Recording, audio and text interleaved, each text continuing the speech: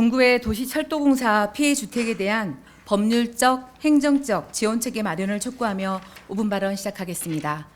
존경하고 사랑하는 동구 주민 여러분, 안녕하십니까? 충장동, 동명동, 계림 1, 2동, 산수 1, 2동을 지역구로 의정활동 중인 진보당 박현정 의원입니다.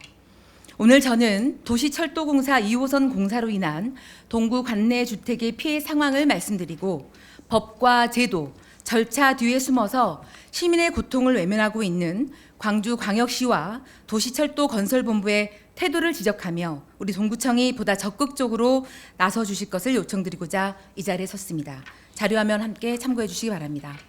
2019년부터 시작된 광주 도시철도 2호선 공사는 당초 계획과 달리 완공 시점이 계속 지연되면서 시민들에게 감당하기 어려운 피해를 안기고 있습니다.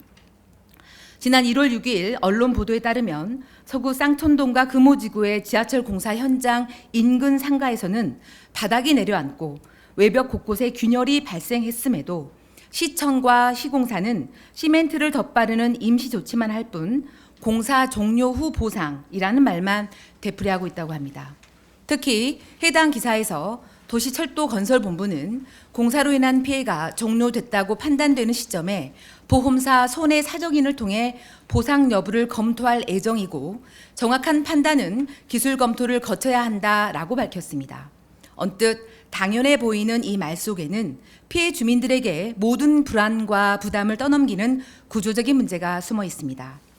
공사가 끝날 때까지 주민들은 언제 무너질지 모르는 건물에서 공포 속에 살아가야 하고 이후 보상 과정에서 시공사와 이견이 생길 경우 추가 안전 진단이나 감정 비용을 우선 주민이 부담해야 합니다.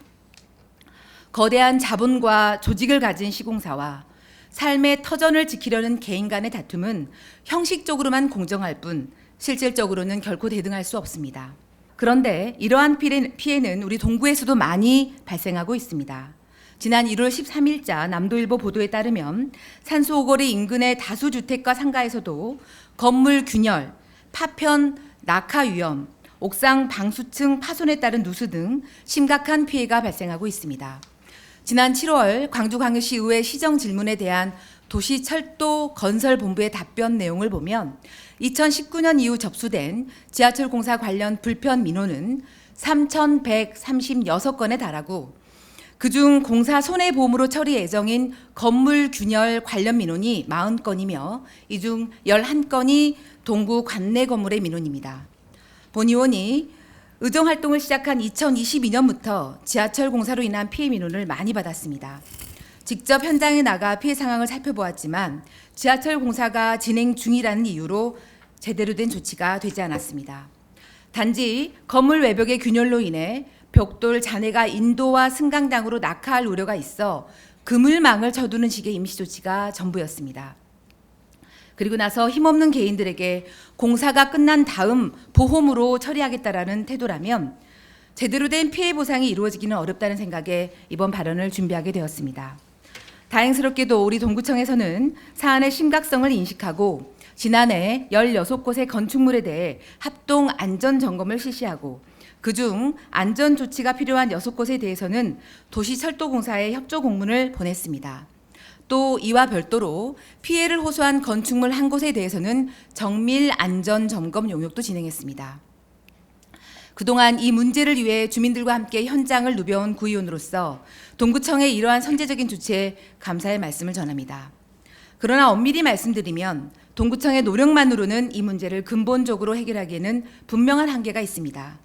광주광역시와 도시철도건설본부는 여전히 공사 종료 후 공사 손해보험을 통한 보상이라는 행정편의적 입장에서 단 한 발짝도 벗어나지 않고 있습니다. 동구의 피해 주택이나 상가의 경우 노후한 곳이 많아 공사와의 인과관계를 입증하는 것부터가 쉽지 않습니다. 설령 연관성이 인정되더라도 터무니없이 낮은 배상금 앞에서 주민들은 또 한 번 좌절하게 됩니다.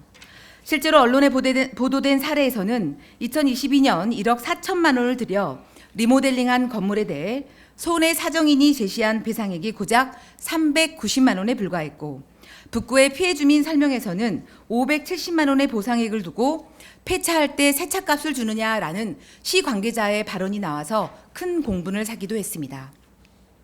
이러한 태도 변화 없이는 해결점을 찾기 어려운 상황입니다. 이에 본 의원은 우리 동구청을 비롯한 광주광역시 5개 자치구가 함께 나서 도시철도공사 피해에 대한 광주광역시와 도시철도건설본부의 태도 변화를 강력히 촉구해야 한다고 생각합니다. 그동안 5개 자치구는 불법 혐오, 현수막 문제, 악성 민원 대응, 광주 전남 행정통합 등 주요 현안에 대해 공동의 입장을 밝혀왔습니다. 현재 우리 임택 동구청장님께서 구청장 협의회 회장을 맡고 계시기도 합니다. 먼저 구청장 협의회 차원에서 이 문제를 공식 의제로 논의하고 공동의 입장을 마련해 주시길 요청드립니다. 필요하다면 각 자치구 의회가 함께 연대하는 방안도 검토해야 할 것입니다. 아울러 피해 주민들이 각자 홀로 공사 손해보험과 맞서 싸우지 않도록 법률적, 행정적 지원 체계를 마련해야 합니다. 이 역시 5개 자치구가 함께한다면 훨씬 효과적인 대응이 가능할 것입니다. 존경하는 동료 의원 여러분, 그리고 공직자 여러분, 피해 주민들의 고통과 눈물을 외면한 채 완공되는 도시철도 2호선을 광주 시민들은 결코 원하지 않을 것입니다. 도시철도는 시민의 삶을 편리하게 하기 위한 공공인프라이지 시민의 일을 파괴하는 사업이 되어서는 안 됩니다.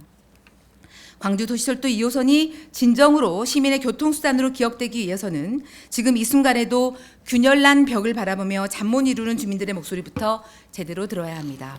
동구청과 5개 자치구 그리고 광주광역시가 그 책임을 외면하지 않기를 강력히 촉구하며 발언을 마치겠습니다. 감사합니다.